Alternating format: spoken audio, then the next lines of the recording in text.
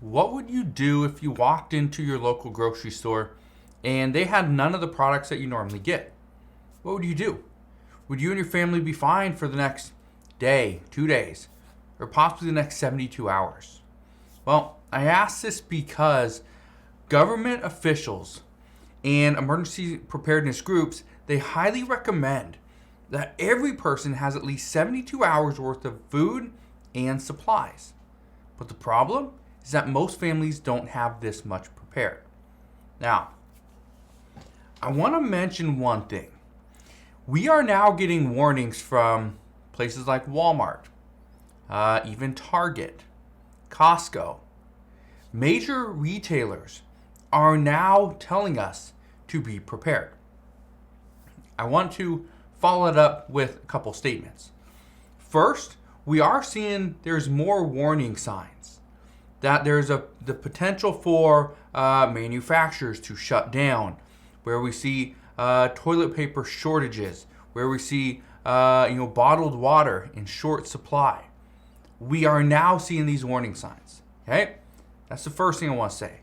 The second thing is September is Emergency Preparedness Month. Now, what does this mean? Well, what this means is this is the time where people start to restock.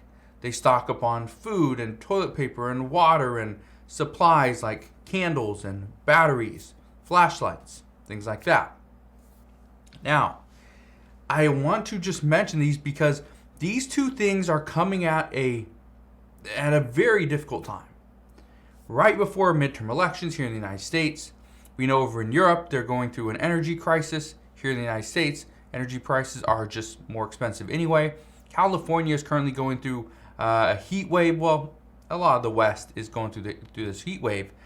But we started getting text messages. If you live in California, chances are you received a text message to conserve energy. It's not just California.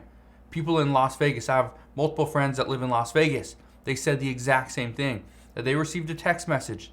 Then at that time, the temperature outside was like 110 degrees, and it said to conserve energy.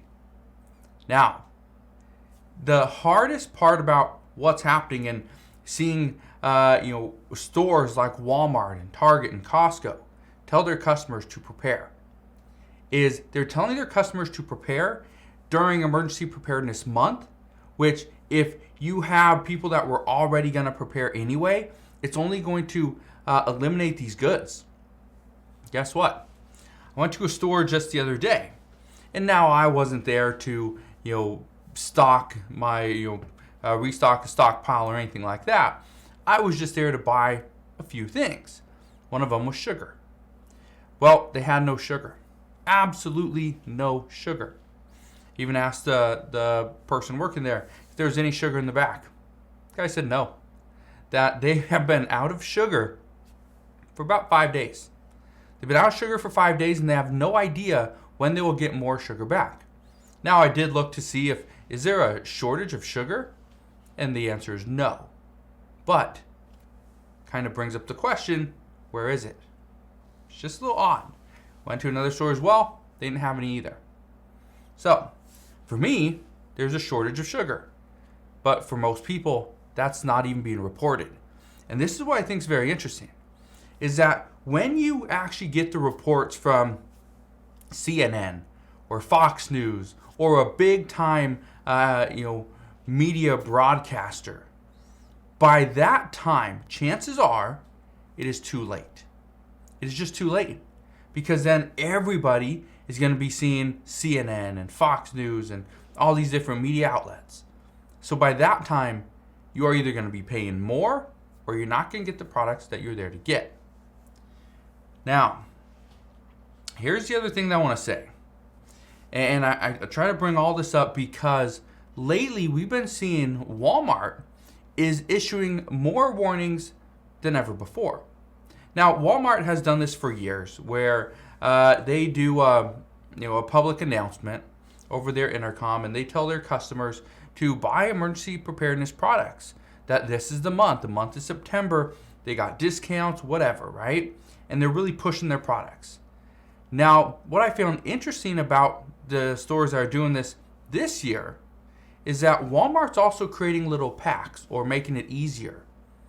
For instance, and I'll read some statements from community members as well. But what we're seeing is Walmart is, and again, I want to take this from both sides.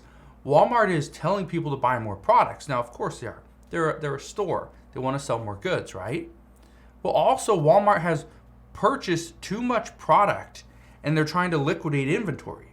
This is the same thing we saw with Target.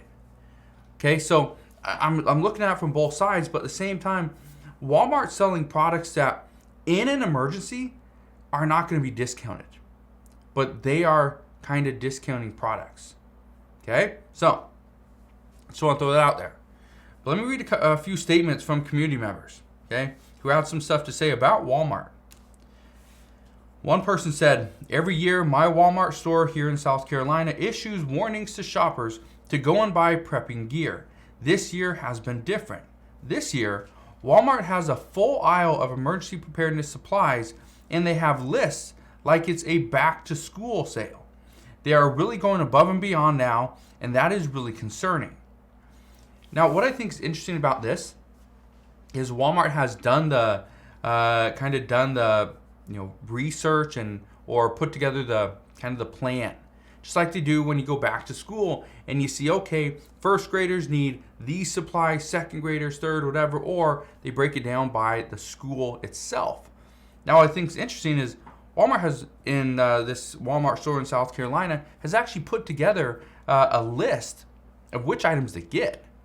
So they've actually, again, gone above and beyond. Another community member has this to say: "I went to Walmart today because I learned they have MREs. Those are meals ready to eat. But the store associate today told me that they can't keep them in stock. MREs are one of their hottest selling products." Well, if MREs are one of their hottest selling products, and again, it doesn't just say in September, it says it's one of their hottest selling products. My guess is, seeing all this stuff online and all these news reports that, hey, we potentially have an emergency. We potentially have an energy crisis, right? Seeing all these things, my guess is people have been stocking up on these things for a few months. And that's really good news, because that means more people will be prepared.